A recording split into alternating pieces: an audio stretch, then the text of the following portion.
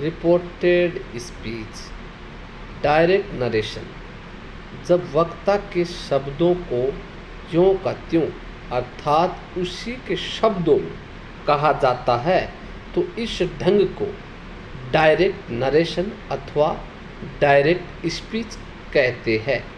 ऐसी दशा में कहने वाले के शब्द को इन्वर्टेड कोमा में रखा जाता है। इनडायरेक्ट नरेशन, जब वक्ता के कथन को अपने शब्दों में व्यक्त करते हैं कि उसके कहने का अर्थ क्या था, तो इस ढंग को इनडायरेक्ट नरेशन अथवा इनडायरेक्ट स्पीच अथवा रिपोर्टेड स्पीच कहते हैं। तो इस प्रकार से डायरेक्ट से इनडायरेक्ट बनाते समय विशेष प्रकार से रूल को ध्यान में रखें। डायरेक्ट से इनडायरेक्ट में चेंज करने के कुछ सामान्य नियम है। रिपोर्टिंग क्लोज वर्ब की टेंस कभी नहीं बदलता। रिपोर्टिंग क्लोज में ऑब्जेक्ट कर्म दिया गया हो तो से को टेल में या से टेल में एंड सेड को टोल्ड आस्क्ड और आदि में निम्नानुसार बदलते हैं। और सेड टू को ऑब्जेक्ट न हो तो से सेड का ज्यों का त्यों लिख देते हैं। इस प्रकार से अगर आप डायरेक्ट से इनडायरेक्ट में चेंज करते हो तो इस प्रकार से रूल चेंज होता है। तो सेड टू होता है अगर तो आस्क्ड में चेंज कर, तो अगर प्रश्नवाचक चिन्ह है तो, और जो टू को हटा देते हो, किंतु से या सेड के बाद कोई ऑब्जेक्ट न हो तो सेड टू को ज्यों का त्यों लिख देते हैं। इस प्रकार जो आगे नियम है हम उन्हीं के अनुसार उनके नियमों को बदलते जाएंगे। रिपोर्टिंग क्लोज वर्ब के बाद लगाए गए कोमा को हटा देते हैं।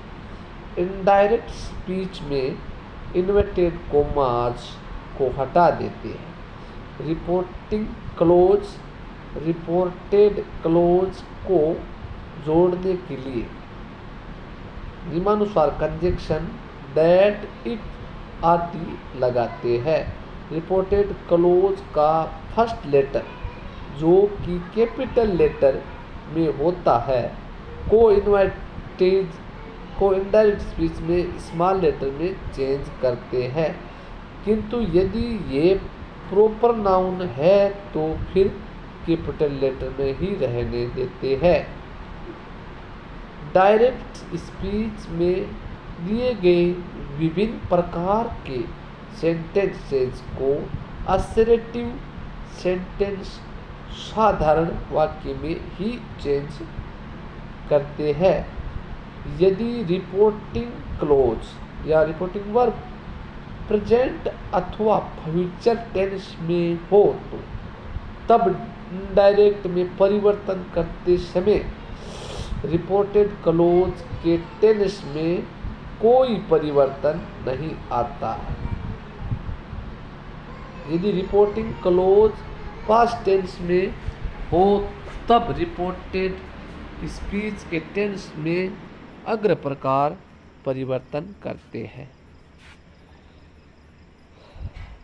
विल हैव, शेल हैव या will have been, may, can, could, would, might, indirect speech should, would, ये सभी क्या है इस प्रकार से चेंज होता है। Will have, shall have, will have है ना, तो ये शुड में हो जाएगा, और शेल हैव बीन तो शुड हैव बीन में हो जाएगा। इस प्रकार से will have been, may, could